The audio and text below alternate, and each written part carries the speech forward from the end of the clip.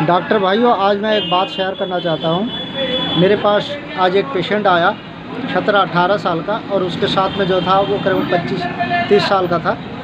उसने आके बोला, इस लड़के को देखो, इसके पेट में दर्द हो रहा है। तो मैंने उसको देखा और देखने के बाद उसको दवाई वगैरह दिया तो कह रहा दर्द ज़्यादा हो रहा है। तो मैंने उसे एक डायनापर का इंजेक्शन लगाया, और डायनापर के इंजेक्शन लगाने के बाद उसने बोला कि मेरे पैर में थोड़ा झिंझनाहट सा हो रहा है। और उसके बाद उसने कहा कि मेरे पैर में दर्द हो रहा है, और दर्द के मारे वो रोने जैसा मुंह बनाने लगा, रोने ही लगा।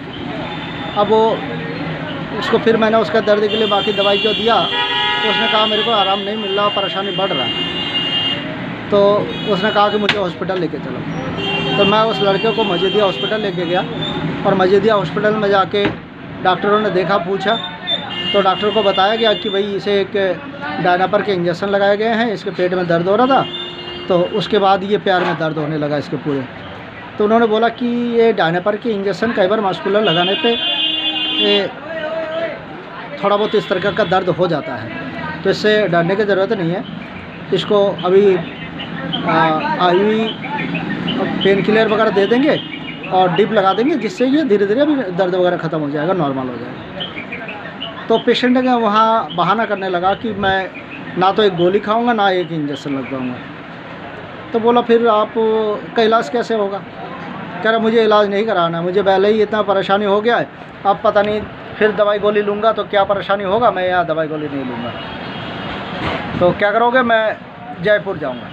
तो पेशेंट वहाँ मजीदिया हॉस्पिटल से निकल गया, और निकलने के बाद रोड पे आके कह रहा इससे बड़ा कोई हॉस्पिटल नहीं है।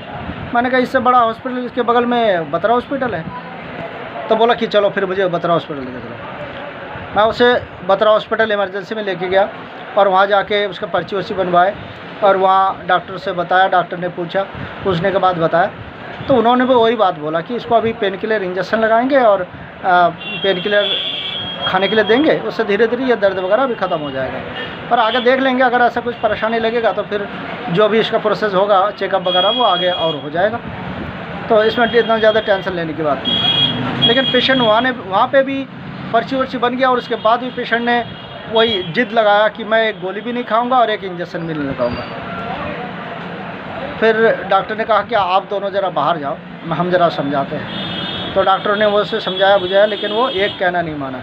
बाद में डॉक्टरों ने मजबूरी में कहा कि ऐसा करो, इस पर्ची पे लिख के दो कि भाई हमारा पेशेंट, हम इलाज नहीं करवा रहे हैं, हम पेशेंट को बाहर लेके जा रहे हैं। फिर हम वो वहाँ लिख के दिए कि भाई ये पेशेंट इलाज नहीं करवा रहा है, ये हम इसे लेके जा रहे हैं। कह के हम बाहर आ गए, और बाहर आने के बाद वो दोनों मेरे से कहने लगा कि हमारे साथ में आप जयपुर चलो, और जयपुर चल के इस पेशेंट का इलाज करवाओ। तो मेरा दिमाग कुछ खटकने लगा कि ये किस तरीके की बात कर रहा है। अगर पेशेंट को परेशानी है तो इलाज कराएगा, तभी तो समाधान निकलेगा। तो इलाज भी नहीं कराना चाहता है। हम मजीदिया, बत्रा, इतना बड़े बड़े हॉस्पिटल में ये इलाज नहीं कराना चाहता है, ये जिद लगा रहा है कि ना जयपुर लेके चलो। तो मैंने कहा ये तो आप लोग थोड़ा मुझे परेशान करने के वाले बात कर रहे हो, ये तो कोई तरीका नहीं है। या तो सफदरजंग चलो। मैं सफदरजंग के लिए बार बार बोला ना, सरकारी में नहीं जाएंगे, प्राइवेट में जाएंगे। अब वो बाद में बोला कि देखो इसका 10,000 रुपये लगेगा MRI में, MRI करवाऊँगा, नस की बात है, बच्चे की बात है, उसके भविष्य की बात है, और इलाज वगैरह में कितना पैसा जाएगा, 40-50 हज़ार रुपये। तो आप देख लो कैसे करोगे। यानी कि वो घूम फिर के बात पैसे पे आने लगा। फिर वो पेशेंट वहाँ से आगे रास्ते में बहसबाजी हुआ, आगे ने बोला कि हम थाना कहाँ है, थाने पे चलेंगे। मैंने थाना गोविंदपुरी है, गोविंदपुरी चलने लगा।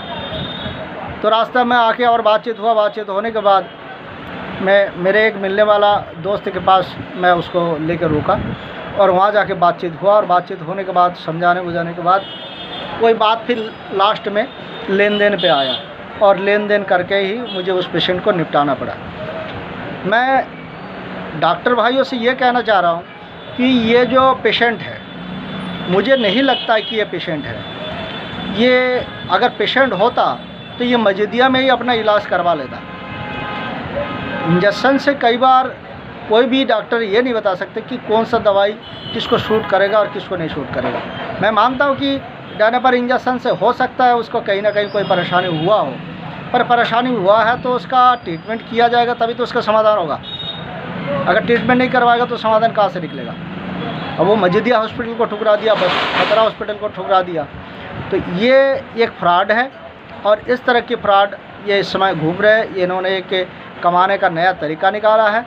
तो डॉक्टर भाइयों, आप सभी सावधान रहो। इस तरीके के पेशेंट आएंगे और वो दवाई लेने के बाद बहाना करेंगे कि ये दवाई आपका रिएक्शन कर गया है, मैं इसको थाने पे जा रहा हूँ, ये करूँगा वो करूँगा, डराएगा धमकाएगा। सभी सावधान हो जाओ। ये बहुत एक सोचने वाली बात है और ये सावधान होने की बात है। धन्यवाद दोस्तों, सभी सुखी रहो।